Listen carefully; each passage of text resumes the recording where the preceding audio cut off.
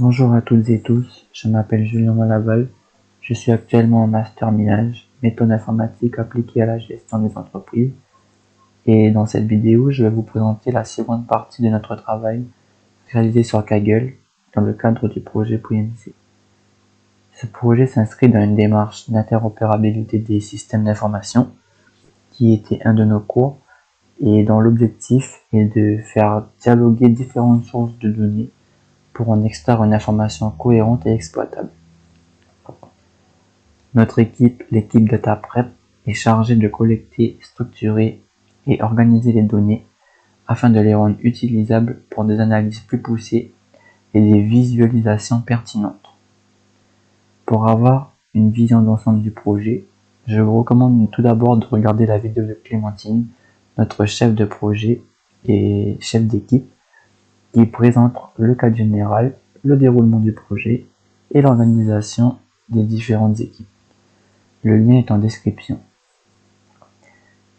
J'ai travaillé en binôme avec Alizé sur la partie des paniers créés par les utilisateurs de la plateforme PNC. Chacun correspondant à une sélection de produits révélant un besoin ou un comportement d'achat particulier. Nous avons réparti le travail de la manière suivante. Alizé s'est occupé dans la première partie en se concentrant sur le contexte, la méthodologie et la préparation des données, à récupérer d'abord les paniers, puis en établissant les liens entre les paniers et les produits. Ce socle de données m'a ensuite permis de mener mes propres analyses. Si vous souhaitez avoir plus de détails sur cette première partie, je vous recommande de visionner sa vidéo, accessible également dans le lien en description. Dans mon notebook, je me suis concentré sur une première exploration des données liées au panier. L'objectif n'est pas de produire des visualisations définitives, mais plutôt de poser les bases pour identifier les tendances, vérifier la qualité des données et ouvrir des pistes d'analyse pour la team DataVis. Maintenant que le contexte est posé, je vais rentrer dans la partie technique du projet. Donc je vais vous présenter mon notebook Analyse des paniers, qui a pour objectif de réaliser une analyse exploratoire des paniers qui sont créés sur le site PNC, à partir des données qu'a réussi à extraire Alizé. Et ces données sont stockées dans une base DuckDB. Donc je vais vous montrer à quoi ressemble mon notebook. Donc il a pour objectif de mieux comprendre la composition, l'utilisation et les caractéristiques des paniers disponibles dans le dataset associé. Pour cette analyse, je m'appuie sur le dataset PNC dataset panier. Donc il contient plusieurs fichiers.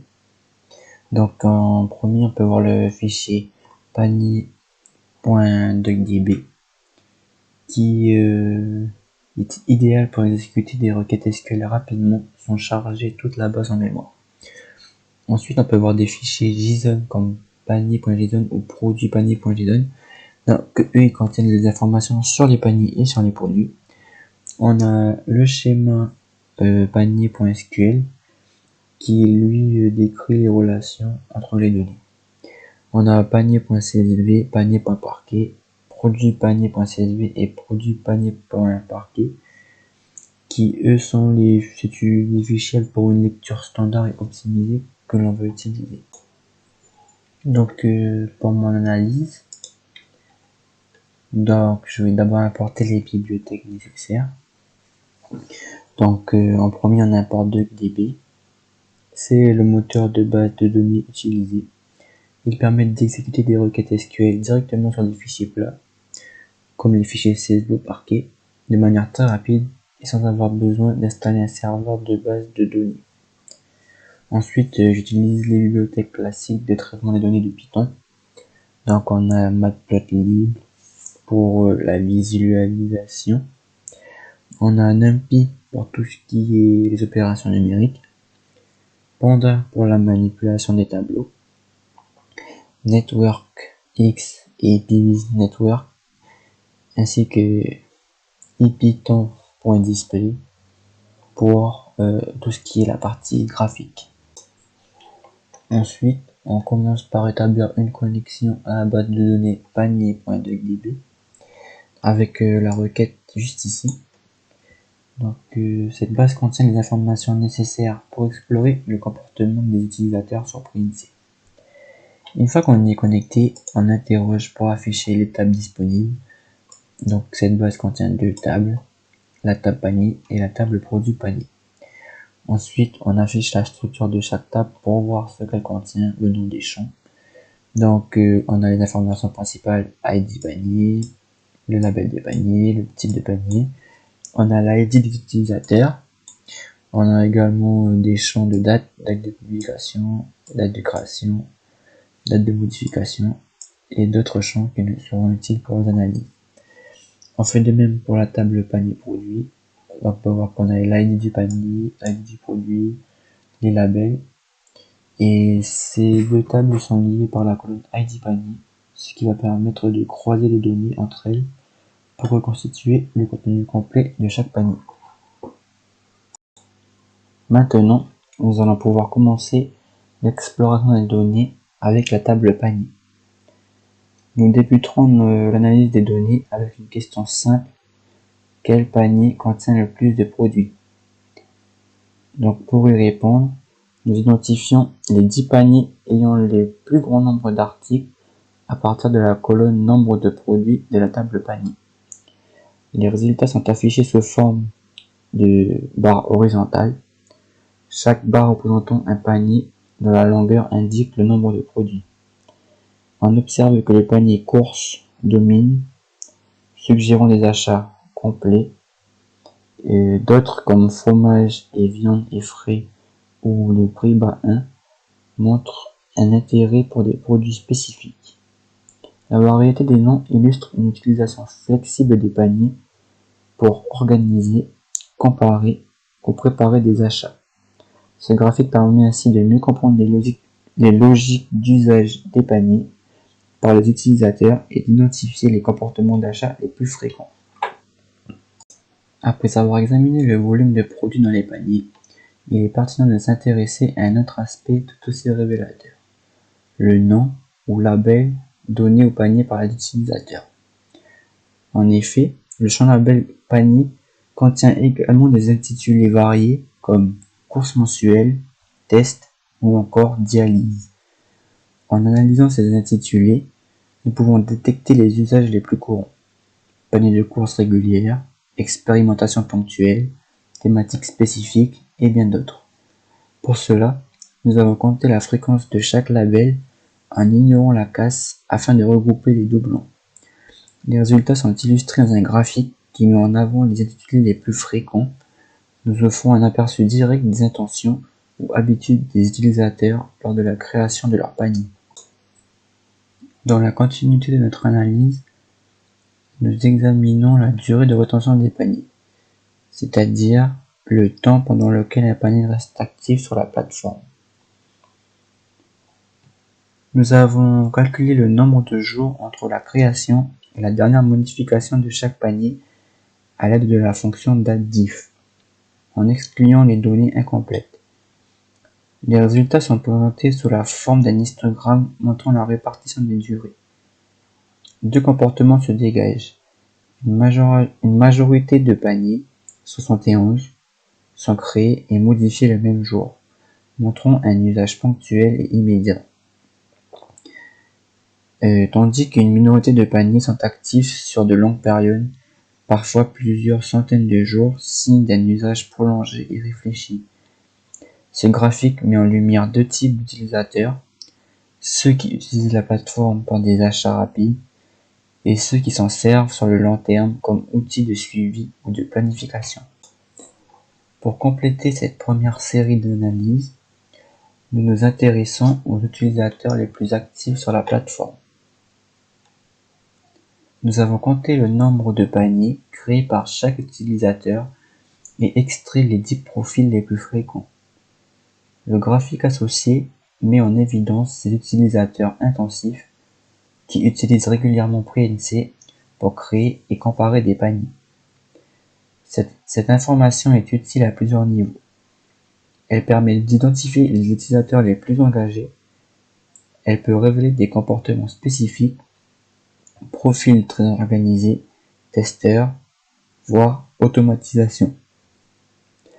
Cette analyse offre donc une base solide pour mieux connaître les utilisateurs clés de la plateforme et explorer plus finement leurs comportements. Après avoir étudié les caractéristiques internes des paniers, volume, libellé, durée de vie, utilisateur, il est aussi important d'examiner leur dimension temporelle. Cela permet de mieux comprendre comment l'usage de la plateforme évolue dans le temps. Une première analyse donne une vue d'ensemble des dates de publication. Les paniers s'étalent de novembre 2017 à mai 2025, soit plus de 7 ans d'activité. La base contient 280 paniers. Ce volume reste modeste, mais suffisant pour dégager des tendances générales. Cette perspective temporelle pose des bases pour des analyses plus poussées sur la fréquence, la saisonnalité ou la régularité d'utilisation de la plateforme PreNC. Dans un second temps, j'ai analysé l'évolution du nombre de paniers publiés par trimestre pour mieux comprendre les dynamiques d'activité sur la plateforme. Ce découpage permet de visualiser les fluctuations au fil du temps. Le graphique montre une activité irrégulière avec des pics de publication suivis de périodes plus calmes. Ces variations peuvent être liées à des événements extérieurs comme les crises ou un contexte économique qui change, des campagnes de communication ou une adoption progressive de la plateforme. Cette analyse aide à repérer les périodes d'activité intense ou de baisse et peut guider des choix stratégiques pour améliorer ou relancer l'usage de la plateforme. Pour détecter d'éventuelles tendances saisonnières, j'ai regroupé les données par trimestre, toutes années confondues. L'analyse révèle une tendance claire. Le quatrième trimestre, octobre à décembre, concentre en moyenne le plus de création de paniers. Ce pic peut s'expliquer par les fêtes de fin d'année, souvent liées à une hausse des achats, des campagnes promotionnelles récurrentes ou des comportements d'anticipation liés aux dépenses de fin d'année. À l'inverse, certains trimestres comme le deuxième sont globalement moins actifs. Ces observations saisonnières permettent d'anticiper les pics d'activité et d'ajuster les actions, communication, optimisation technique, accompagnement utilisateur en fonction des cycles d'usage. Elles enrichissent ainsi la compréhension globale du comportement sur la plateforme. Après l'analyse temporelle, l'exploration se poursuit dans le contenu des paniers afin de mieux comprendre ce que les utilisateurs y placent et comment ils les composent. On commence d'abord par une mesure simple mais significative, la taille moyenne des paniers, calculée à partir du nombre moyen de produits. Le résultat, environ 15,8 produits par panier, montre un usage assez avancé de la plateforme. Cela suggère que l'utilisateur crée des paniers complets et réfléchis, en lien avec de vrais besoins d'achat et non de simples tests. Ces moyennes confirment un usage sérieux de PreNC. Les utilisateurs s'en servent comme un véritable outil de préparation de course, montrant un engagement fort envers la plateforme. Dans un second temps, je me suis intéressé aux produits les plus ajoutés au panier, non pas en nombre d'apparitions, mais en quantité totale. Cette approche met en lumière les produits les plus consommés en volume, même s'ils ne figurent pas dans tous les paniers. En agrégeant les données, un top 25 des produits les plus ajoutés a été établi. On y retrouve des produits de première nécessité comme le riz, le sucre, le beurre, les biscuits Sao, des surgelés comme les saucisses, boulettes de viande d'anka ou encore des sauces.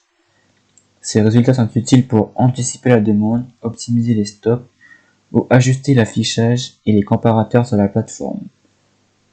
Cette analyse révèle les produits les plus stratégiques en volume, offrant un aperçu concret des habitudes d'achat réelles des utilisateurs.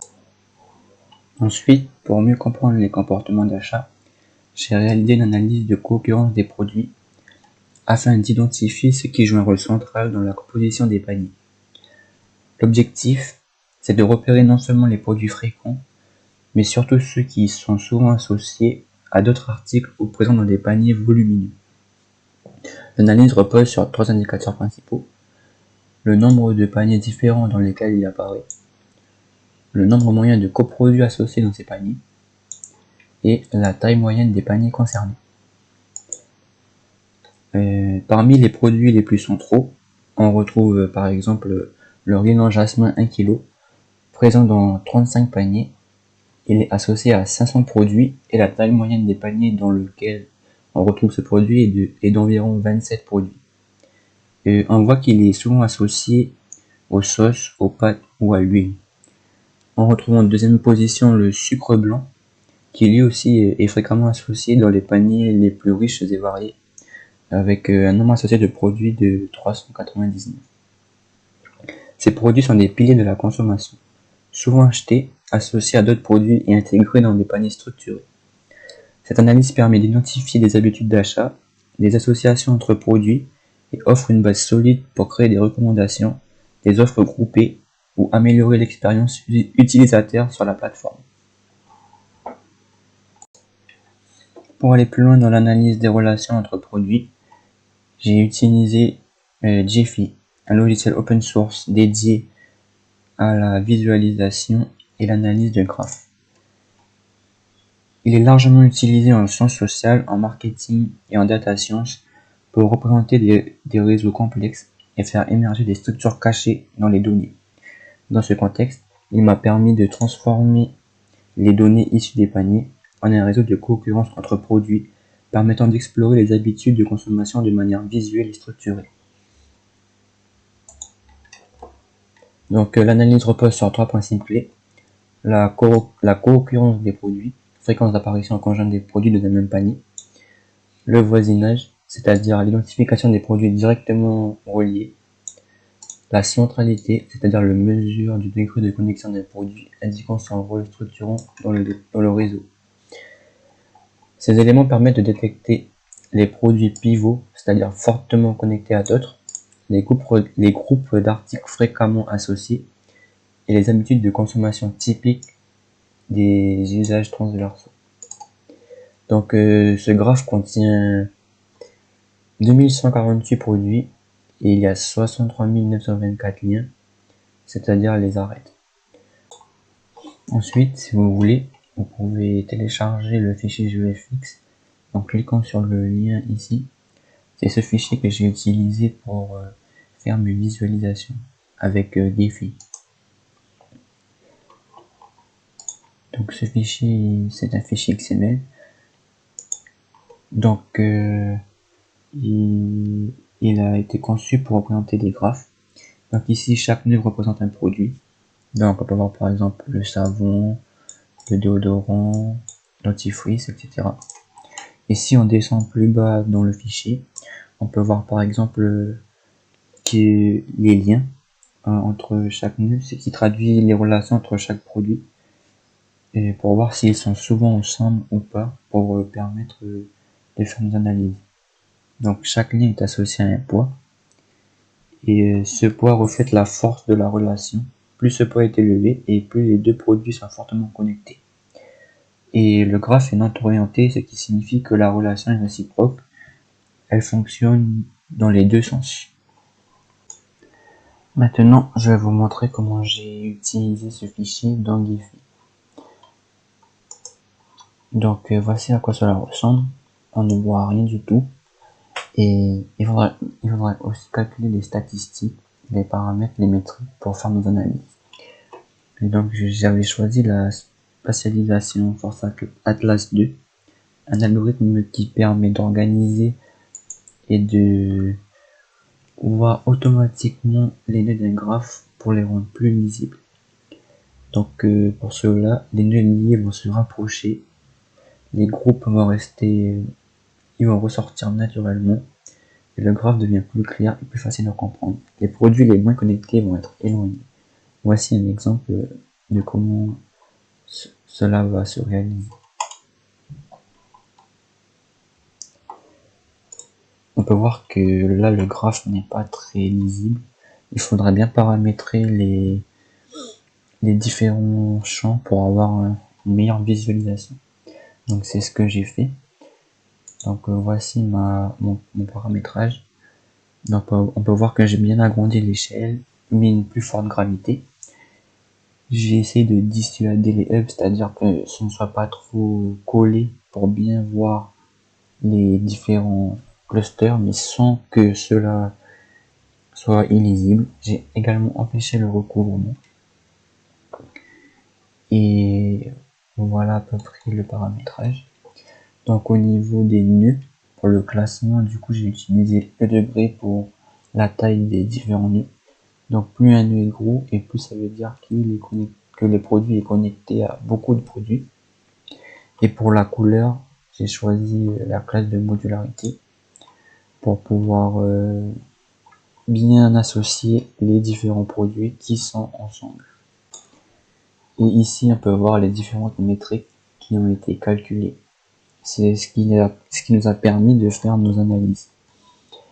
Et également, voici un aperçu en prévisualisation de ce que cela va donner. Donc il faut bien veiller à paramétrer pour la visibilité. Et voici l'aperçu de mon graphe.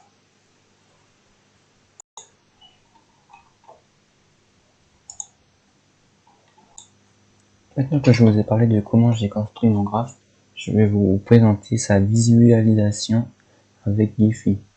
Donc, soit vous cliquez directement sur le graphe, voici un aperçu, soit vous cliquez ici sur le lien. Donc déjà, on peut voir avec les couleurs les différents clusters de produits. Ensuite, si vous voulez chercher par mots-clés, vous pouvez taper ici par exemple, je vais faire le mot-clé riz. Et vous verrez tous les produits contenant le mot-clé riz. Et vous pouvez cliquer pour trouver directement le produit. Ensuite, si vous voulez, vous pouvez directement vous déplacer sur le graphe. Donc plus le nœud est gros et plus le produit est central dans les paniers. C'est-à-dire qu'il est associé à un grand nombre de produits. Donc je vais prendre au hasard la mayonnaise Kraft. Donc lorsqu'on clique, on voit bien que on affiche uniquement tous les produits auxquels la mayonnaise Kraft est associée. Ensuite ici vous avez les indicateurs que l'on a calculés dans Giphy pour pouvoir voir les métriques les plus pertinentes. Et également vous pouvez voir ici les produits auxquels la mayonnaise Kraft est connectée. Et si vous cliquez dessus, par exemple, je vais choisir la farine de blé Vanessa sans levure sachet 1 kg. Alors, on peut voir directement à quoi elle aussi la farine est-elle connectée. Voici le travail que j'ai pu réaliser à partir des données qu'avait extraites à l'idée. Donc, ce graphe d'analyse des produits permet de visualiser et de quantifier les relations articles à partir de leur concurrence dans les paniers d'achat. Grâce à des indicateurs comme la centralité, la modularité ou le clustering, il devient possible d'identifier des produits stratégiques et des groupes de consommation cohérents et des comportements d'achat récurrents. Cet outil offre donc une lecture claire, intuitive et dynamique des liens entre les produits, facilitant la prise de décision commerciale, optimisation de l'offre, recommandations personnalisées, agencement en magasin ou stratégie de cross-selling plus efficace. Maintenant, je vais passer à la conclusion. Ce projet m'a permis de développer de nombreuses compétences, à la fois techniques et organisationnelles. Sur le plan technique, j'ai beaucoup appris sur l'interopérabilité des systèmes d'information, un sujet essentiel lorsqu'on travaille avec des données provenant de sources variées. J'ai utilisé Kaggle pour explorer et publier des jeux de données de manière structurée. J'ai suivi plusieurs certifications Kaggle, notamment celles en Python, Panda, visualisation de données et nettoyage, ce qui m'a permis d'adopter de bonnes pratiques tout au long du projet. Grâce à ces acquis, j'ai pu exploiter efficacement Python. J'ai également découvert DuckDB, une base de données légère et performante. Pour la partie visualisation des graphes, j'ai découvert l'outil Giphy qui est très utile pour la visualisation de graphes complexes et qui m'a permis de voir les liens entre les produits et les paniers des consommateurs. Côté organisation, j'ai eu l'occasion de travailler en équipe dans un cadre très collaboratif. La communication a été continue, ce qui nous a permis de rester alignés et d'échanger efficacement tout au long du projet. Nous avons atteint tous les objectifs dans les délais impartis. Et surtout, le travail réalisé peut être réutilisé dans d'autres contextes, que ce soit dans l'analyse des habitudes de consommation, dans le suivi de l'économie locale ou pour renforcer la transparence des prix. Je vous remercie pour votre attention et à bientôt.